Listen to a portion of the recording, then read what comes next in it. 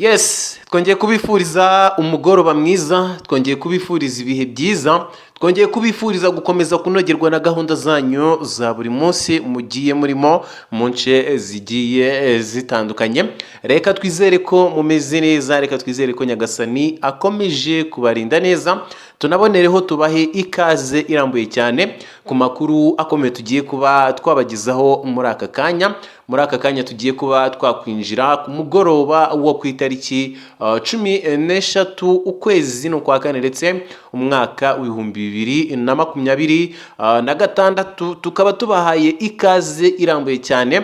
Murabizi ko nta handi tuba twibanda uretse mu burasirazuba bwa Repubulika ya Demokarasi ya Kongo, aho tuba turebera hamwe uko situation ihagaze ku kibuga cy'imirwano. Uyu munsi rero muraza kunyemerera ikibuga cy'imirwano duse nk'abagitera umugongo gatoya, tunyarukire ahantu bitwa i Geneve mu Busuwisi, turebere hamwe ikiri kuva mu biganiro. Murabizi ko ya tariki yageze, iyi tariki ya 13 akaba ari tariki yari itegerejwe cyane, ndetse akaba ari ibiganiro byagombaga kuba uyu munsi, byagombaga guhuza umutwe w'inyeshyamba wa M23 ndetse n'abayobozi bagiye batandukanye ba Repubulika ya Demokarasi ya Kongo. Byose nibyo tugiye kubazanira rero muri uno mugoroba muri aya makuru, turebera hamwe ese ni uwuhe mutego uri muri bino biganiro, ese byashyitse kuki. Byose nibyo tubazaniye kuri uyu mugoroba. Nongera kubibutsa ko muri kumwe na 6berry official nk'ibisanzwe.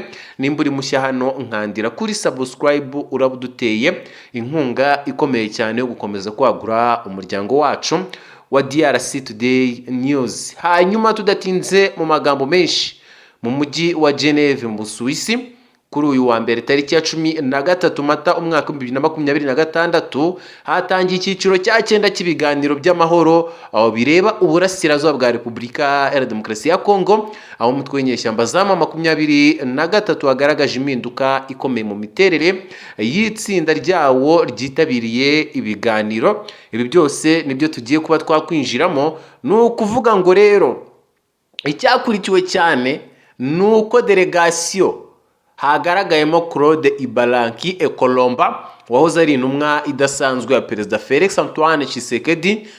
Nyuma bikaba byerekana impinduka cyangwa se ihinduka rikomeye mu mikorere ya M23. Iryo tsinda rero ryahagarariwe n'inyeshyamba za M23. Iryo tsinda ryari rihagarariye inyeshyamba za M23 ryayigizwe n'abantu batandatu b'ingenzi, barimo abaturuka mu mahanga b'aba diaspora n'abigeze gukora mu nzego za leta. Bikaba byerekana ko M23 iri kugerageza kwiburura no kwiyerekana nk'urwego rwa politike rufite ubushobozi bwo kuganira ku rwego mpuzamahanga. Hanyuma mu byagaragaye ni uko iyi strategy igamije ibintu bitatu by'ingenzi. Icya mbere ni ugushaka kwemerwa nk'umufatanyabikorwa wizewe mu biganiro. Cya kabiri, guhindura isura ikava kuri uyu mutwe witwaje intwaro ujya uregwa gushyigikirwa n'amahanga ikajya kuri opposition y'imbere mu gihugu, ndetse no gushaka gukurura inkunga n'icyizere by'amahanga. Ibi byose bijyana n'icyo bamwe bita kongorization, aho M23 ishaka kugaragaza ko ikibazo ari icy'abanyekongo ubwabo, aho kuba intambara ifitanye isano n'ibihugu byo hanze, cyane cyane u Rwanda rukomeje kugenda rujya mu majwi. Ni ukuvuga ngo rero nubwo bimeze bityo, iyi strategy iracyateye impaka nyinshi, kuko hari abashidikanya ku kuri kwayo nicyo igamije mu by'ukuri, cyane ko inyuma y'ibiganiro hagaragaramo n'intambara ikomeye y'amakuru n'imyumvire ishobora kugira ingaruka zikomeye ku cyerekezo cy'ibiganiro bya Geneve ndetse n'umwanzuro uzabivamo. Hanyuma rero hagati aho ngaho mu nyemerere twinjire mu biganiro nyirizina, turebere hamwe ibikomeje kugenda biva mu biganiro. Murabizi ko bino biganiro bizarangira ku itariki 17. Bivuze ngo byatangiye uyu munsi ku itariki 13, hanyuma bikaba bizageza ku itariki 17 bakiri mu biganiro. Mu nyemerere rero tubyinjiremo ku buryo burambuye cyane, turebere hamwe ibikubiye mu ntangiriro z'uyu munsi. Ese ibiganiro byabashije kuba byaganisha kuki? Ni ukuvuga ngo ariko mbere yuko nkomeza ndagira ngo mbanze nibutsa abataramu mwese mudukurikiye mwese muri kutwumva 5 kuri 5, hari urubuga rwa WhatsApp twafunguye tujya tunyuzamo amafoto ndetse n'amavideo, akaba ari amafoto ndetse n'amavideo aba yaturutse hariya mu burasirazuba bwa Repubulika Iharanira Demokarasi ya Kongo ku rugamba. Na amafoto n'amavideo yose babitugeraho. Muri urwo rwego rero twafunguye urwo rubuga rwa WhatsApp kugira ngo tuzajye tunyuzamo ayo mafoto ndetse n'amavideo kugira ngo mubashe kubona ukuri kuzuye kuba bigenda bivugwa ndetse binatangazwa, mubone ukuri kuzuye kubiba byabaye, no makuru n'ubundi abafite fact. Hanyuma rero kwinjiramo uragenda hari hasi muri comment urebemo link na pininzemo, uragenda ukande kuri iyo link, urahita winjira muri group ku buryo bworoshye cyane, hanyuma uzajya ubasha kubona ayo mafoto ndetse n'amavideo, ubashe kubona ukuri kuzuye kabisa. Ngayo nguko tuguhaye ikaze, niba utarajoininga tuguhaye ikaze kabisa. Hanyuma twikomereze ku bijyanye n'ibiganiro bishya biri guhuza guverinoma ya Repubulika Iharanira Demokarasi ya Kongo ndetse n'ihuriro rya AFC M23 mu Busuwisi, bishobora kuba bifite undi murongo wihishe inyuma yabyo, aho Perezida Felix Antoine Tshisekedi ashobora kuba ari gukoresha ayo mahirwe nk'inzira yo kwisuganya no kongera imbaraga z'ingabo ze. Saho gusa kuko na 23 ikomeje kwiyubaka. Nanone kandi ibiganiro nk'uko nabibabwiye byatangiye kuri uno munsi itariki ya 13 Mata, bikaba ari icyiciro cya 9 cy'ibiganiro byo gushaka amahoro mu burasirazuba bwa Repubulika Iharanira Demokarasi ya Kongo, bigamije kugabanya umwuka mubi umaze imyaka igera kuri 5. Ku murongo w'ibiganiro harimo ingingo 3 z'ingenzi zirimo kugenzura agahenge, kurekura imfungwa no koroshya ibikorwa by'ubutabazi. Icyakora benshi mu basesenguzi n'abakurikirana ibibera muri aka karere batangije cyangwa se batunguwe no kubona muri izi ngingo hatarimo ihagarikwa ry'intambara burundu, ahubwo hibandwa ku kugenzura agahenge gusa.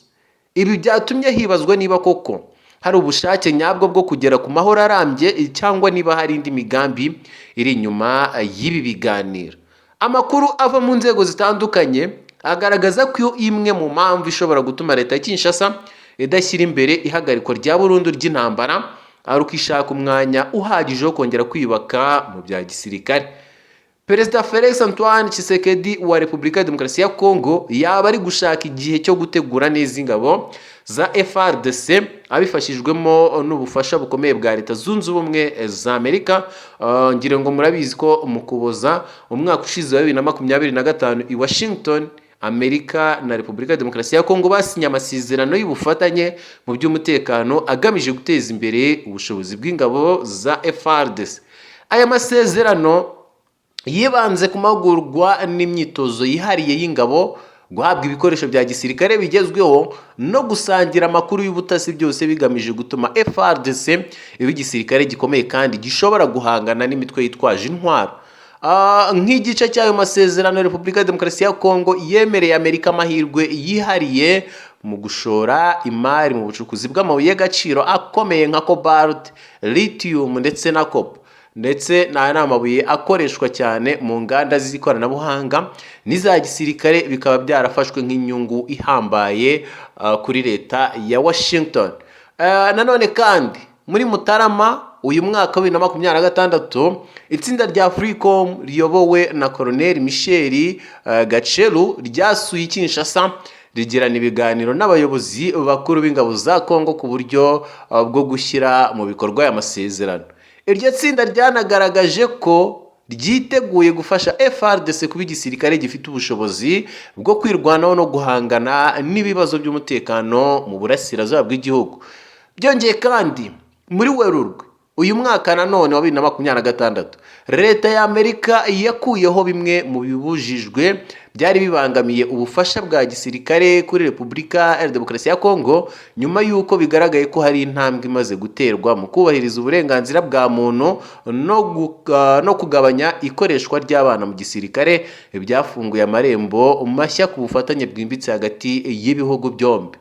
Uretse ubufatanye bushya, ingabo za FARDC zikomeje no guhabwa amahugurwa n'ingabo za MONUSCO, aho abasirikare barenga 1000 bahuguwe ku mirwanire yo mu mashyamba, gukoresha ikoranabuhanga rigezweho nka drones na GPS, ndetse no kubahiriza amategeko mpuzamahanga agenga intambara. Ibi byose bituma bamwe mu basesenguzi bavuga ko ibiganiro byo mu Busuwisi bishobora kuba biri gukoreshwa nk'igihe cyo gutinza ibintu ku bushake, mu gihe Kinshasa iri kwitegura kongera imbaraga zayo mu buryo bushobora kuyifasha guhangana n'ama23 ku rugamba. Ku rundi ruhande, ikibazo cy'agahenge gikomeje kuba ingorabahizi, aho buri ruhande rushinze urundi kurenga amasezerano, cyane cyane ku birebana n'ibitero byo mu kirere bivugwa ko byibasira bimwe mu bice byo muri Kivu y'Epfo. Ibi bituma icyizere cy'amahoro arambye gikomeza kuba gike n'ubwo ibiganiro bikomeje. Ikindi kiri gutera impungenge ni uko nubwo hateganyijwe kuganira ku kurekura imfungwa no koroshya ibikorwa by'ubutabazi, abaturage bakomeje kubibona nk'ibidahagije mu gihe intambara itarahagarikwa burundu. Icyifuzo cyabo gikomeje kuba kimwe: kubona amahoro arambye atarayo mu magambo gusa. Nubwo hari icyizere ko ku ruhare rw'abafatanyabikorwa mpuzamahanga rushobora gufasha mu gushaka amahoro, ibimenyetso biri kugaragara byerekana ko inzira igana ku mahoro arambye gikomeye, cyane cyane inyungu za politike n'iza gisirikare zisa n'izigifite ijambo rikomeye kurusha ibiganiro bwabyo. Abaturage bo mu burasirazuba bwa Repubulika ya Demokarasi ya Kongo bakomeje kuba ari bo bagirwaho ingaruka zikomeye n'iyi ntambara, bakaba bategereje ibisubizo bifatika, aho kuba ibiganiro bishobora kurangira bidatanze umusaruro ugaragara. Icyizere kiracyahari, ariko impungenge nazo ni nyinshi ku cyerekezo cy'ibi biganiro bishya. Mu gihe ibiganiro bikomeje, hari impungenge ko niba nta cyizere nyakuri cyubakiye ku bwumvikane busesuye, bishobora kurangira ari inzira yo kongera gutinza ikibazo aho kugikemura. Icyakora uruhare rw'abafatanyabikorwa mpuzamahanga, cyane cyane Amerika, rushobora kugira ijambo rikomeye mu cyerekezo ibiganiro bizafata. Ibi byose bishyira mu rujijo intego nyakuri y'ibi biganiro, aho bamwe babibona nk'intambwe iganisha ku mahoro, mu gihe abandi babifata nk'umutego wa politiki n'igisirikare ushobora guhindura isura y'intambara mu burasirazuba bwa Repubulika ya Demokarasi ya Kongo mu gihe kiri imbere. Ngayo nguko uko rero byari bihagaze, ngayo amakuru twari tubafitiye muri kano kanya. Munyemerere tuyacumbikire hano, dukomeze dutegereze ibizagenda biva muri bino biganiro. Nongera kwibutsa ko bizarangira ku itariki 17. Iyi minsi yose bagiye kuyimara bari mu biganiro. Ni ibiganiro n'ubundi biri guhuza Repubulika Demokarasi ya Kongo n'umutwe w'inyeshyamba za M23 ku buhuza bwa Qatar. Mbibutsa ko bitabereye muri Qatar kubera intambara ikomeje kuba hariye mu burasirazuba bwo hagati, intambara ikomeje guhuza Iran, Israel ndetse na Amerika. Niyo mpamvu byabereye i Geneve mu Busuwisi. Ngayo nguko rero, reka mbashimire cyane babwira ngo mukomeze kugira ibihe byiza, mukomeze kugira umugoroba mwiza, mukomeze kugira uwa mbere mwiza. Ariko uyu munsi wa mbere w'icyumweru uzababere uw'umugisha, nakobwo uyu munsi wabere uw'umugisha. Iyo umunsi wa mbere wabaye neza, n'icyumweru kiba kizagenda neza. Ngayo nguko mukomeze kugira ibihe byiza. Ariko kandi nongera kukwibutsa ko niba utarakanda kuri subscribe, nyamuneka mwandiraho, uraba uduteye inkunga ikomeye cyane. Ariko kandi nongera kwibutsa ko twafunguye urubuga rwa WhatsApp, tujya tunyuzamo amafoto ndetse n'amavideo biba byose byaturutse ku rugamba mu burasirazuba bwa Repubulika ya Demokarasi ya Kongo. Hanyuma kwinjiramo nta kundi ni bwa buryo nababwiye, ni ukujya hasi muri comment ukarebamo link na pininzemo, hanyuma ukagenda ukayikandaho, urahita winjira muri group ku buryo bworoshye cyane. Ngayo nguko mukomeze kugira ibihe byiza, mukomeze kunogerwa na gahunda zanyu za buri munsi. Turabakunda cyane. Andi makuru nakagaruka.